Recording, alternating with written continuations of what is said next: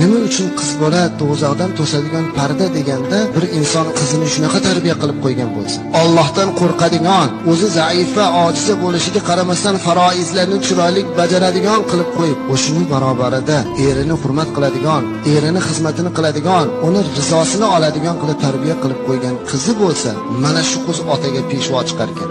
Otajon, holingizga nima bo'ldi? Nima tashvishlanib yuribsiz?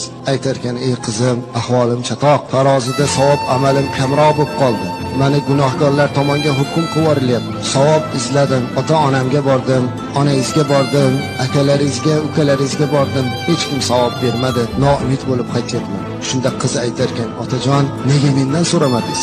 Ey qizim, siz bir zaifa, ojiza bo'lsangiz, sizdan so'ragani hayo qildim. Shunda qiz yig'lab turib olar ekan, Allohga aytar ekan, ya Rabbiy, men endigina balog'at yoshiga yetib, ota-onamning xizmatini qilay degan holatimda boshqa xonadonga chiqishga rozi bo'ldim. Ko'zini qorasig'idagi avaylab asragan qizini boshqa xonadonga berib yubordilar. Men bularning muhabbatiga, bularning xizmatiga tashna bo'lib o'tdim. Endi mana sen erimni rozi qilganliging va seni rozi qilganligim uchun jannatga hukm qilyapsan.